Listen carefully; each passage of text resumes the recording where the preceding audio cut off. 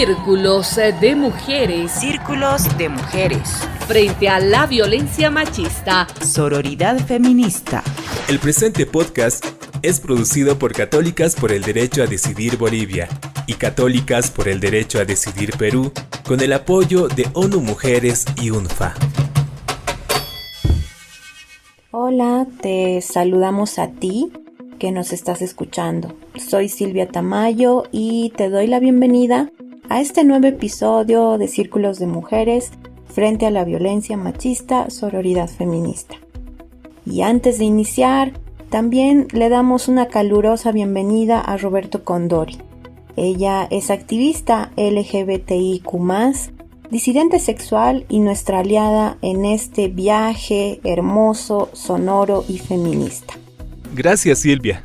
Y a ti que nos escuchas, te invito a que sigas los episodios de Círculos de Mujeres que ya están disponibles en Spotify, Evox, Apple Podcasts, Google Podcasts, Anchor y en el canal de YouTube de Católicas Bolivia y Católicas Perú. Hola, yo soy Belén Zapata Silva, soy una mujer trans negra y feminista, coordinadora de Casa Trans Zuleimi, miembro de Trans Organización Feminista y referente alterna en Perú de la red Black Trans. ¿Cuál es la importancia de plantear una lucha feminista interseccional para hacer frente al patriarcado? Si no se tiene una lucha o no se le enfrenta al patriarcado, teniendo esta mirada y visibilizando todos los tipos de violencia y discriminación que sufren las mujeres en su diversidad, poblaciones en situación de vulnerabilidad a causa del mismo, entonces no sería una lucha genuina y auténtica. Todos los problemas tienen que visibilizarse, todas las violencias, toda la discriminación.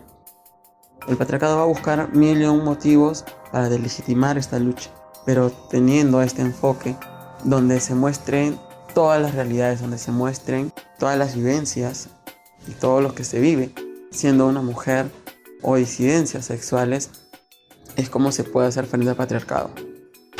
Círculos de mujeres frente a la violencia machista. Sororidad feminista.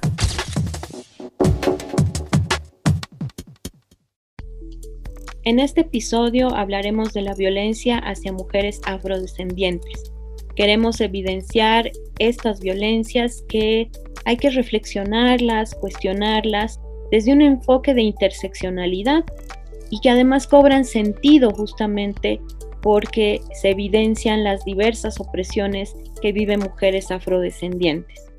Para ello está con nosotras Taira Yaquetti, lideresa trans del Perú. Ella es activista, educadora comunitaria y comunicadora. Bienvenida, querida Taira.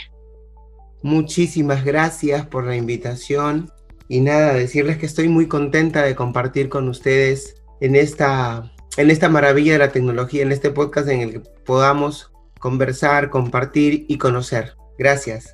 A ti, querida Taira, y bueno, también nos acompaña en este espacio, en este podcast, Violeta Tamayo. Ella es consultora de Católicas por el Derecho a Decidir, además militante de Pan y Rosas, una activista feminista, defensora de los derechos de las mujeres. Querida Violeta, bienvenida. Gracias, Silvia, y pues un gusto estar contigo y con Taira en este podcast. Compañeras, y bueno, a ti que nos escuchas, la producción ha preparado el siguiente audio. Por favor, escuchemos. El racismo puede expresarse de forma implícita, disimulada o normalizada en nuestras sociedades. Algunas frases cotidianas que se usan para referirse a las mujeres afrodescendientes expresan un pensamiento racista que las reduce a los estereotipos. Las exotiza, las deshumaniza y las manda hacia un lugar subordinado. Frases como es negra, pero es bonita. Esa negra siempre está enfadada. Esa negra debe saber bailar. Por otro lado, hay frases que tienen una carga, además de racista, también machista, cuando se dice mi negra o la negrita de la suerte. ¿Cómo hacer frente a estas frases racistas?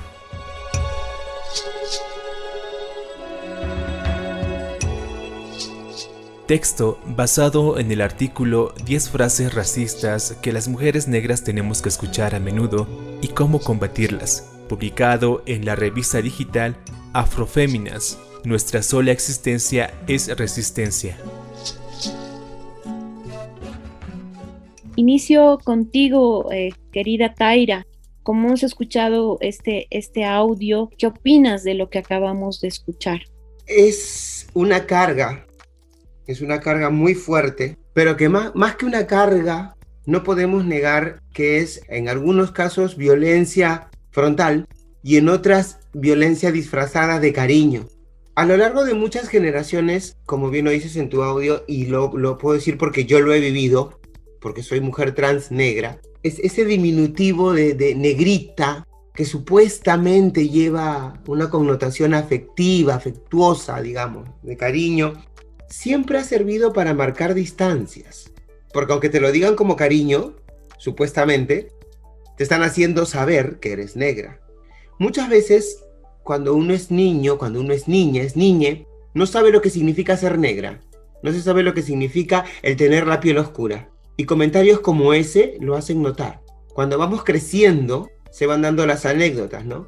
Yo recuerdo que en reuniones familiares, para ponerlos más o menos en contexto, mi madre era una mujer negra y mi padre es blanco, y en las reuniones familiares muchas veces de la familia de mi abuelo se hacían chistes como: los negros son buenos como mecánicos, son buenísimos para jugar al fútbol, uy, para bailar son excelentes, pero peínalos, ponle zapatos y mándalos al colegio.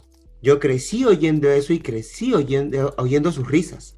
Y créeme, eso te marca muchísimo. Sobre todo cuando viene de personas que se supone que te deben quererte, enseñarte a quererte, cuidarte, valorarte y enseñarte a defenderte de cualquier tipo de agresión. Pero ¿cómo te sientes si dentro de tu propio entorno escuchas frases como esa? A las finales terminamos normalizando el maltrato que nos dan los demás. Esto me hubiera podido abrir dos caminos: convertirme en una resentida social, o simple y sencillamente preocuparme por aprender cómo lidiar con eso. Encontrar herramientas para no pelearme con la gente a trompadas, sino hacerle entender que está equivocada. Esto, aunado a mi condición de persona de la comunidad LGBTI, se ha visto pues exacerbado, ¿no? Yo lo dije alguna vez, en algún momento de mi vida, yo me he sentido 3 veces discriminada por ser pobre, por ser trans y por ser negra. Eso es una carga difícil de llevar. Muy, muy, muy difícil. Hay mucha gente que desiste en el camino y que termina doblegándose ante el sistema o, como te digo, por otro lado, se convierten en resentidos sociales. Yo no apunto a ninguna de esas dos alternativas, si se quieren. Muy importante lo que nos decías, Taira. Creo que es importante también reflexionar sobre la interseccionalidad que nos estás reflejando tú en esto que nos acabas de contar, ¿no? Cómo esas discriminaciones se hacen mucho más duras con estas opresiones que pueden cargar los cuerpos de las mujeres que además son trans, que además son afrodescendientes. Y yo paso con Violeta para poder hablar un poco de justamente cómo en nuestra sociedad boliviana se puede evidenciar que hay un racismo, ¿no? Y que un poco quisiera preguntarte, Violeta, ¿por qué sigue habiendo ese racismo en nuestra sociedad boliviana? Hay que mirar un poco lo que viene pasando. Basta ver los últimos años, ¿no? En Bolivia hemos salido de una crisis política donde no solo se ha evidenciado el racismo a flor de piel, sino también el clasismo y otra serie de hechos de opresión acentuada contra no solo los pueblos indígenas en Bolivia, sino también contra la comunidad afrodescendiente. Y creo que esto tiene como causas estructurales, porque unos podrían decir, bueno, hay una ley contra el racismo y toda forma de discriminación, entonces hemos avanzado como sociedad en pasos gigantescos. Pero en realidad el problema del racismo tiene raíces mucho más profundas que no se pueden abolir simplemente con leyes, ¿no?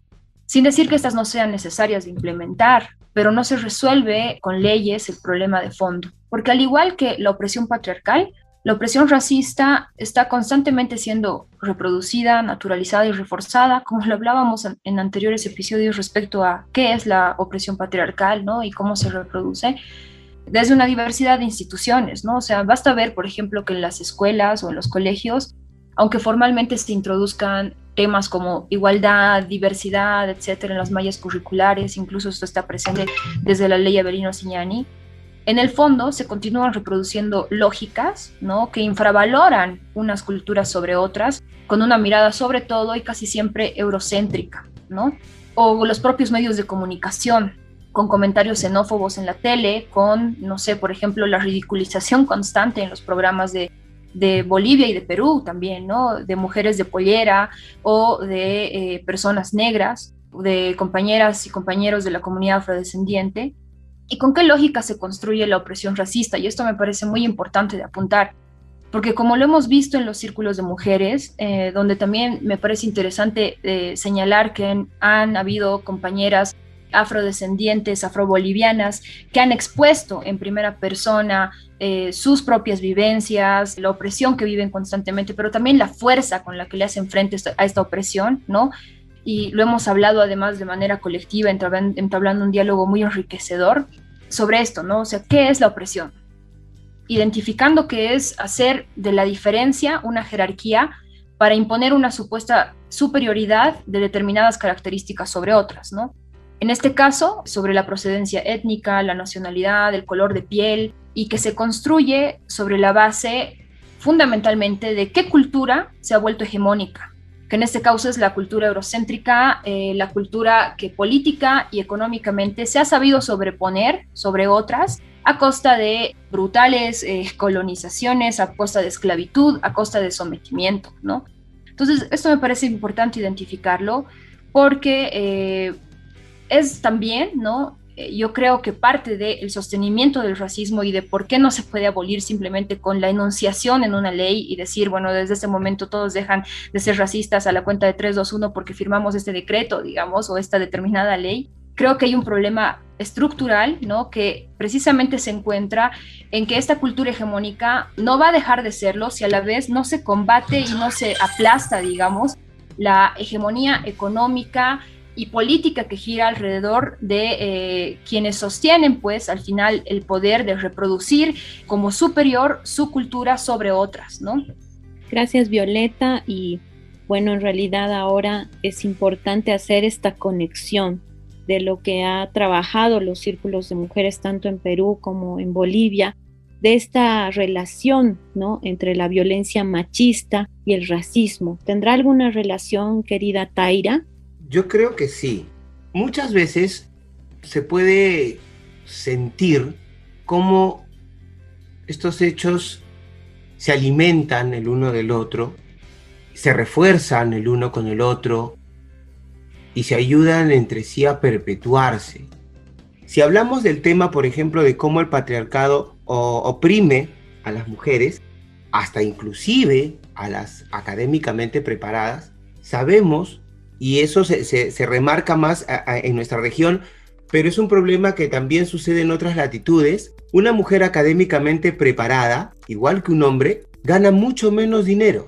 Hay una brecha salarial que hasta ahora, en la mayoría de los niveles, no se ha superado. Esto se acrecienta más en condiciones de pobreza, esto se acrecienta más en condiciones de razas, ¿no? Miremos un poco lo que está sucediendo. Tú mencionabas hace un momento el sistema de opresión que hay hacia las mujeres afrobolivianas, y creo que si abrimos un poco la perspectiva, no solamente es hacia la población afro en Bolivia. Por ejemplo, ¿qué está pasando ahorita en Colombia? Con todo este conflicto social se ha destapado algo que podríamos hasta denominar como terrorismo de Estado hacia la población afro en Colombia. En Cali, por ejemplo, está pasando algo muy muy fuerte y la mayoría de víctimas son personas negras.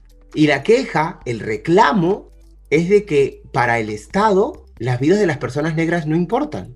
La mayoría de los países de Latinoamérica estamos celebrando bicentenarios de independencia, pero seguimos pensando y seguimos perpetuando machismo, seguimos perpetuando racismo, como desde el primer día de la ocupación colonial. Gracias, Taira. Y justamente a partir de lo que tú nos dices, podemos de alguna forma, ¿no?, evidenciar esta relación intrínseca que tiene la violencia machista y el racismo para poder generar lo que de alguna forma los círculos de mujeres están tratando de erradicar, que es la violencia hacia las mujeres, que a veces está justificada también a partir justamente de estas visiones minimizantes, reductoras de los cuerpos, los colores que tenemos de estos cuerpos, las visiones y quizás las diversidades que también nos marcan. Y para eso también quisiera preguntar a Violeta, ¿en qué espacios públicos y privados se ejerce estas dos violencias, la racista y la machista? Porque esto de alguna forma pues puede estar marcado en los cuerpos de las mujeres, por sobre todo las afrodescendientes. Creo que es importante reconocer, ¿no?, que ningún espacio per se público-privado está libre de reproducir estas violencias. De hecho, todo lo contrario, ¿no? Al ser sociedades profundamente racistas, ¿no?, en el caso de la sociedad boliviana, incluso siendo la mayoría de nuestra población indígena y también perteneciente a comunidades afrobolivianas, no ha dejado de diseminarse este racismo recalcitrante que, de hecho, como lo decía, en los últimos años, a raíz de la crisis política, de hecho, se ha exacerbado, ¿no? Y al ser sociedades profundamente racistas y patriarcales, negar esto sería tapar el sol con un dedo. La regla en realidad es que toda la configuración social esté dirigida, como decía, a reproducir estas violencias, ¿no?, en todos los espacios y en todas las instancias. Pero creo que, sin embargo, si podríamos citar algún ejemplo, sería nuevamente el de los medios de comunicación, los espacios laborales, los espacios educativos, desde el hecho en que una mujer gane menos que un hombre por el hecho de ser mujer, o muchísimo peor si es que se trata de una mujer negra, espacios educativos en los que todavía la comunidad afrodescendiente sigue siendo profundamente discriminada.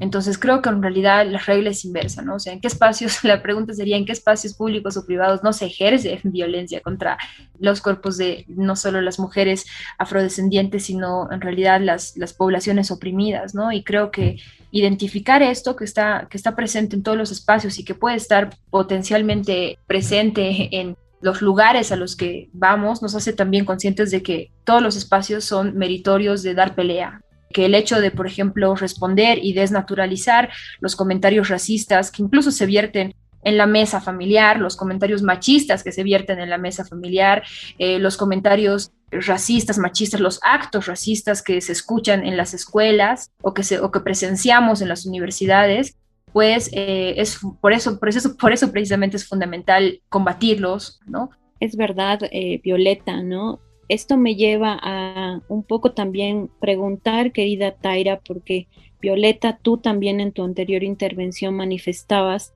que hay un machismo también, ¿no?, muy recurrente en toda nuestra sociedad, y eso implica también que puede existir también este machismo al interior de la propia población afrodescendiente, que creo que es importante también analizarlo, no con una forma de como poner una excusa de que claro, o sea, es que ahí siempre hay machismo. En realidad el machismo lamentablemente es parte de un sistema patriarcal que estamos viviendo todas las mujeres y que si no erradicamos ese sistema, pues vamos a seguir viviendo en esa violencia y en esa visión machista que no solamente además está solo en las cabezas de los hombres, sino también puede estar en las cabezas de las mujeres. Pero, ¿qué actitudes machistas crees que pueden estar todavía permeando dentro de la población afrodescendiente? Compañera, hay muchísimos ejemplos que yo te podría citar. Sucede que si tú crees que tú no perteneces a un grupo, por lo tanto, no tienes derecho a los derechos que los demás gozan en ese grupo. A mí me ha tocado vivir la experiencia de que dentro de mi raza existe la creencia de que por ser negro o persona afrodescendiente, como algunas personas también se nombran, y es válido, se respetan todos los pensamientos y las opiniones.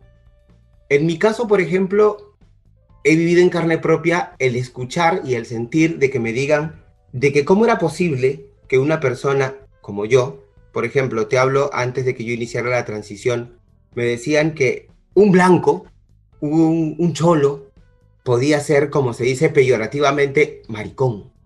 Pero ¿cómo un negro iba a ser maricón? Eso era lo más avergonzante, era humillante para la raza. Y cuando yo me decidí a transicionar, eso se hizo muchísimo más fuerte.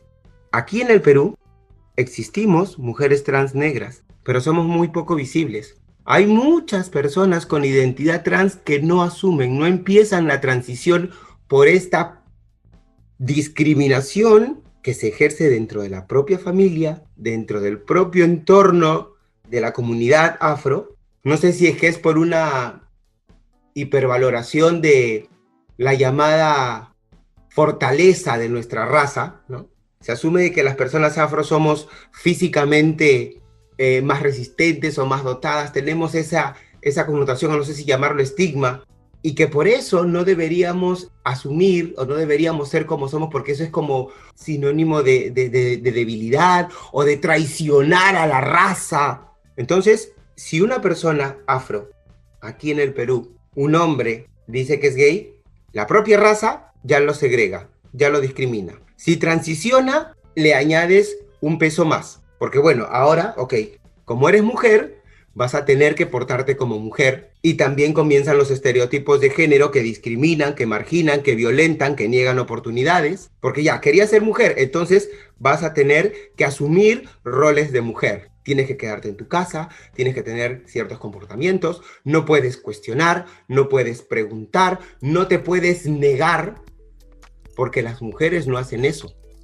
Entonces, nos vamos dando cuenta, como decía hace un momento, de que estas cosas culturalmente se arraigan mucho, se retroalimentan una de la otra y le van añadiendo más peso a esa carga que tenemos que soportar las mujeres. Ya no es solamente luchar contra un frente, sino que tenemos que establecer estrategias para luchar en varios frentes.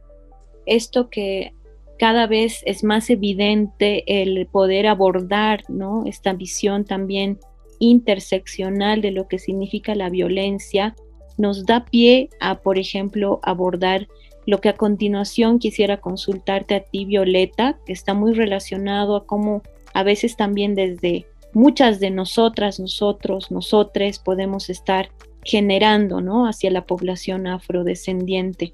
La población de mujeres afrodescendientes a veces son vistas como extranjeras, ¿no?, más cuando están en una condición de migración, que pasa también en el caso de Bolivia.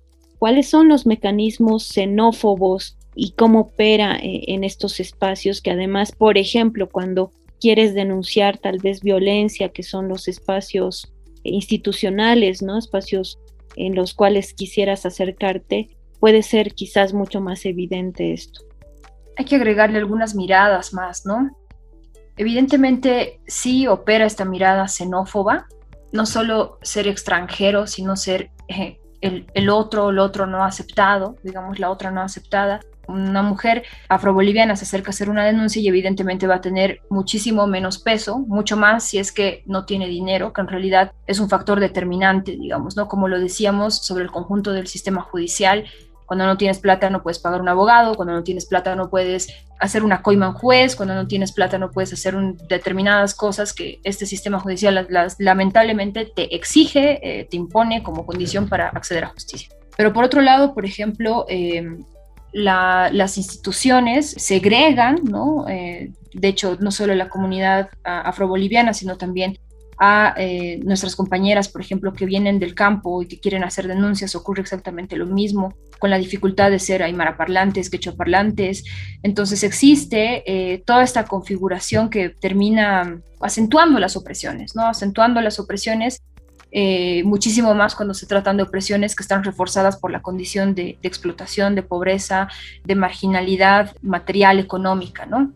Justamente, y creo que es importante reflexionar sobre esto, porque a partir de evidenciar que también el racismo, la xenofobia pueden intervenir en lo que significa el acceso a la justicia de las mujeres, en el caso también de las mujeres afrodescendientes, es necesario también hacer una lucha y ahí está esta visión de interseccionalidad. Y bueno, para ir cerrando, ya que el tiempo se nos está terminando, quisiera pedirte, Taira, ¿no?, que podamos un poco hablar sobre esto que planteamos, ¿no? El feminismo es una respuesta para un mundo libre de violencia, en este proceso se habla de varios feminismos. ¿Se puede hablar de un feminismo afro o negro? ¿Cómo se está reflexionando esto en el Perú? El feminismo, de hecho, a mí no me queda ninguna duda de que es más que un movimiento, es la herramienta que ayuda a entender muchas cosas que en un momento dado parecían imposibles. El feminismo no puede ser blanco, clase alta, porque simple y sencillamente deja de mirar al resto de razas.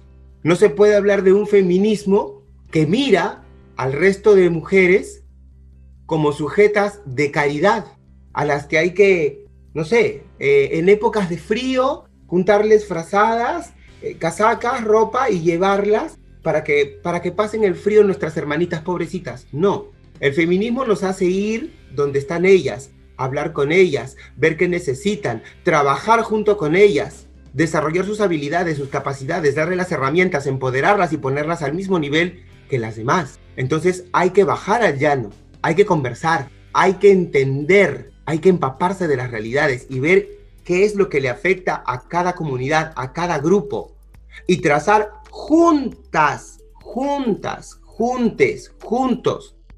los caminos que nos lleven a esa equidad.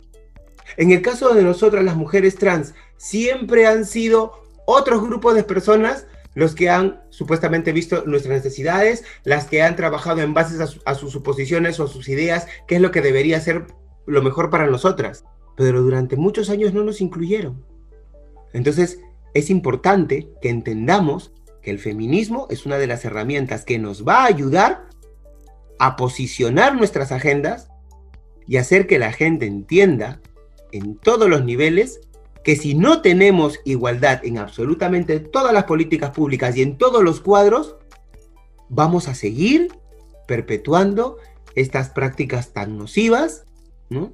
Estas prácticas tan violentas y estas prácticas asesinas. Si entendemos de que el Estado tiene que trabajar en pro de los ciudadanos y no vulnerarlos, como fue, por citarte un caso, el de las esterilizaciones forzadas aquí durante el gobierno de Fujimori, que se abocó en ir a las provincias andinas, a las comunidades andinas más alejadas, a esterilizar mujeres, con engaños, porque estas mujeres no hablaban castellano, porque estas mujeres no sabían leer. ¿Por qué no se hicieron las esterilizaciones forzadas en Lima, en las provincias de la costa? Eso es un abuso total, eso es violencia total. Hubieron mujeres que murieron durante esas esterilizaciones por malas prácticas y nadie dio nada por su vida hasta que se tuvo que hacer una investigación y se creó la famosa Comisión de la Verdad y Reconciliación. Hasta el día de hoy se sigue intentando juzgar a Alberto Fujimori por el tema de las esterilizaciones forzadas y hasta ahora no se puede. ¿Por qué? Porque sigue en el imaginario de la gente que la vida de las mujeres andinas, que la vida de las mujeres afro o de las mujeres amazónicas no interesa, no importa, no vale. Vuelvo y repito, si yo desde mi casa no estoy empoderada, no estoy educada, no voy a poder salir a hacer frente y reclamarle a quienes hacen leyes, a quienes generan políticas públicas, que mi vida importa, que soy una persona que tiene dignidad y que me la tienen que dar y que me la tienen que garantizar. Es importante que eduquemos a nuestras mujeres y a nuestros hombres. Tú dijiste algo. Violeta también dijo algo acerca de que no solamente el machismo lo ejercen los hombres, también lo ejercen las mujeres por esta mala educación.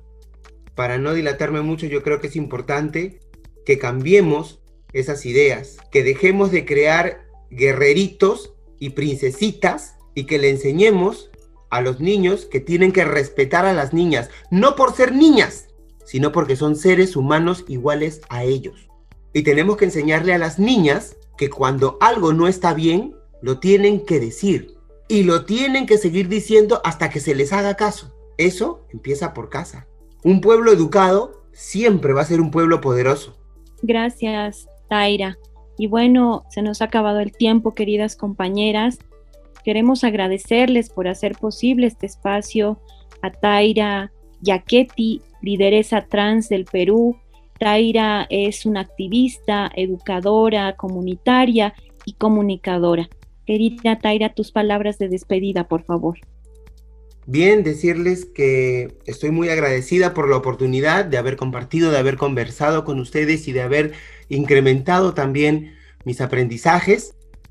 Enviarle un saludo a todas las mujeres de nuestra Latinoamérica, enviarles buenas vibras y también para las personas, a todas las personas como ustedes que realizan este trabajo, a todas las personas que estamos abocadas porque la igualdad y la equidad se den de una vez por todas. Felicitar a todas aquellas instituciones, activistas, colectivos que seguimos en la lucha por conseguir estos derechos, por mantener estos derechos y por ser vigilantes, como digo yo, vigilantes para que no se pierdan, para que no los tergiversen, para que no los manipulen. Estamos consiguiendo cosas, pero aún nos falta. Vamos por más. Gracias, querida Taira. Realmente aunar esfuerzos, trabajar de manera conjunta. Y bueno, también quiero agradecer a Violeta Tamayo, que ella es justamente nuestra consultora, una consultora de Católicas por el Derecho a Decidir, militante de Pan y Rosas, activista, feminista en la defensa de los derechos de las mujeres. Tus palabras de despedida también, querida Violeta. Pues yo simplemente decir que ha sido un gusto compartir con Taira este espacio, que realmente he aprendido muchísimo y me ha gustado muchísimo escucharla. Creo que muy importante todo lo que nos ha transmitido además en primera voz. Pues que siempre es un gusto estar también junto a ti, Silvita, intercambiando con las respuestas, con las preguntas provocadoras que nos haces, que son fundamentales de reflexionar, ¿no? Respecto a diversos temas y en esta ocasión, respecto a este problema tan profundo en nuestra sociedad, en realidad en todos los países del mundo, ¿no? Donde en medio y después de haber atravesado, por ejemplo, las vigorosas movilizaciones del Black Lives Matter en Estados Unidos, que se han reproducido en espacios como Brasil, en distintos países de Europa, entonces que pues ningún país está exento de esta opresión racista y como decía nuestra compañera Taira, toca organizarnos, hacer frente, porque no vamos a ser víctimas pasivas de ningún sistema de opresión, ¿no? Y todas las luchas contra las distintas opresiones, cuando realmente se tiene un horizonte emancipador, pues son luchas comunes, ¿no? Y eso me parece también fundamental destacarlo de este espacio. Bueno, muchas gracias, Violeta, Taira. Vamos a seguir vigilantes en los círculos de mujeres construidos de manera diversa, ¿no? En la que nos aunamos a una lucha común. Gracias.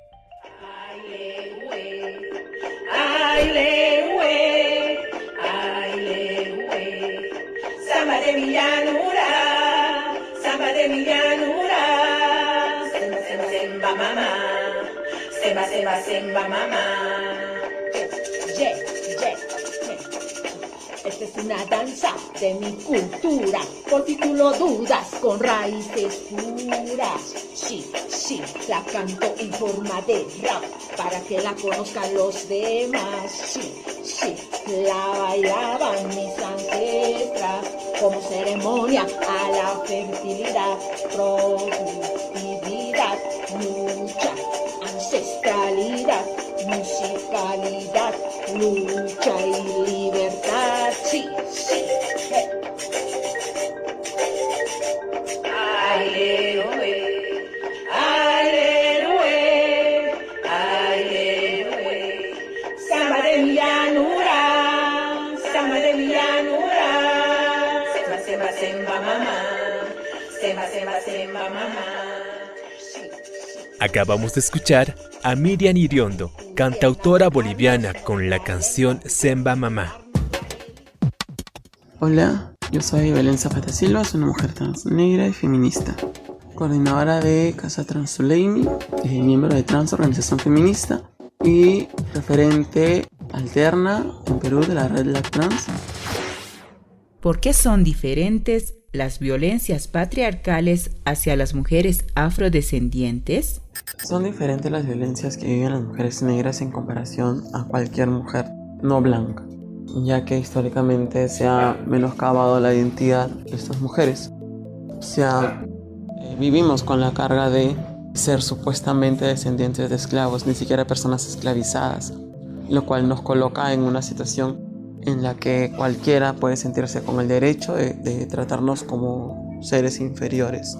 es muy agresiva la violencia hacia las mujeres negras por el mismo contexto en el que se vive, ¿no? O sea, vivimos en una sociedad la cual hipersexualiza nuestros cuerpos y solamente nos encasilla en ciertos patrones de belleza no blanca. Entonces es lo que nos pone siempre al frente de cualquier situación de violencia o discriminación. Círculos de mujeres frente a la violencia machista. Sororidad feminista.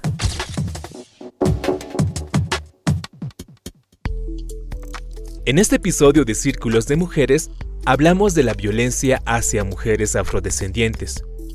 Considero que la lucha contra el racismo en los espacios masculinos muchas veces no es por denunciar una injusticia o buscar una igualdad, sino que pasa por dominar el uno sobre el otro, manteniendo así la estructura de sometimiento. Así es, Roberto. Y con esas reflexiones cerramos el episodio de hoy. Te quiero agradecer a ti que nos escuchaste y recordarte que los episodios de Círculos de Mujeres están disponibles en Spotify, iVoox, Apple Podcast, Google Podcast, Anchor y en el canal de YouTube de Católicas por el Derecho a Decidir Bolivia y de Católicas por el Derecho a Decidir Perú.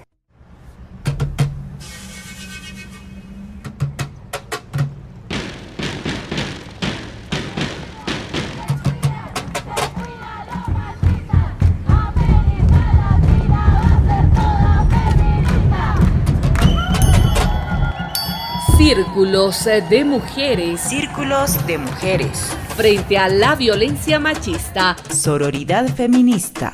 Red Solidaria Binacional de Mujeres en Tiempos de Crisis Sanitaria.